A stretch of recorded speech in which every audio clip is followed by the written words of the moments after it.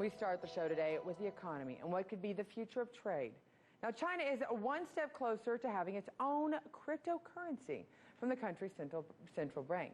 Now, the project has reportedly been in the works for 5 years, and it comes as more and more banks become skeptical of Facebook's upcoming virtual currency called the Libra.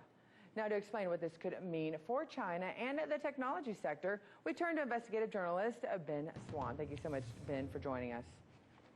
Scottie, thanks for having me on. So isn't it realistic to think that every country at some point is going to have some form of cryptocurrency on the market as it gains popularity? Yeah, absolutely. I think at some point every country will have some form of digital currency. That would probably be the more correct way to say it.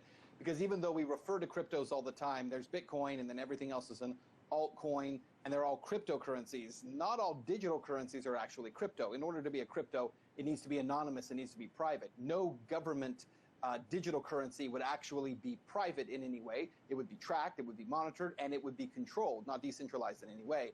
But I do think China's doing this because, as you alluded to, Facebook and the Libra have kind of put the pressure on a lot of these national banks to step up and go ahead and release theirs. China says they've been working for 5 years on their crypto or their digital currency. Even I did it. And, you know, my guess is they probably have been, but they've probably increased the timeline in order to get it out before Facebook. You know, Ben, thank you so much for that clarification, because this is actually a very important distinction between the two, because a lot of the people that are interested in this market are doing it because they like the fact that it's anonymous. There are a little bit, and there's also a lot of skepticism about the keeping it to where people don't know how it's tracked. That is interesting that the Chinese are getting involved with it, and what makes their offering different from others that are offering some sort of digital currency and makes it possibly more attractive or less?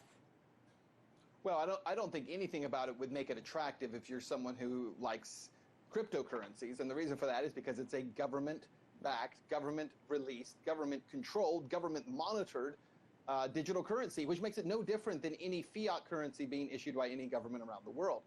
Venezuela, you know, had issued their own crypto last year called the Petro. That's not an attractive digital currency to people in Venezuela. But what is an attractive digital currency to people in Venezuela are actual cryptos like Dash, which has done extremely well in Venezuela, because people look at that and say, well, here is an actual private digital cryptocurrency that I can use, and my government can't control it. They can't control the value of it. They can't track it. They can't stop it.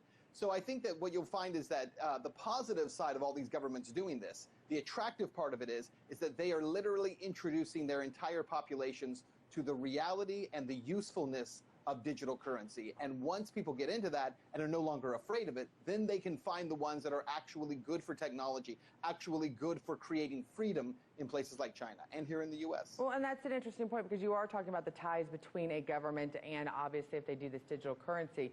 And that brings in, you know, the news from the past few weeks. U.S. labeled China a currency manipulator. So what effect would that have on this Chinese digital currency? Well, a lot of these digital currencies are being created also in part to get around U.S. sanctions and U.S. controls. That's why Iran has announced that they're going to be creating their own cryptocurrency, why they've now allowed Bitcoin mining to begin again in Iran. They don't want it to be traded within the country of Iran, but the Iranian government wants to be able to utilize it to get around sanctions. And so what a lot of these digital currencies, the goal here is to get around the U.S. dollar, to get around dependency on it, and to be able to move money more freely by governments and by central banks. And so it's kind of funny, Scottie, when you think about it, that the very thing that governments are afraid of their people doing to get around them, governments are trying to do to get around other governments. They're trying to utilize the same technology and the same mindset to get around controls that specifically the United States government has on other countries. Well, once again, Ben, it's all about how they can make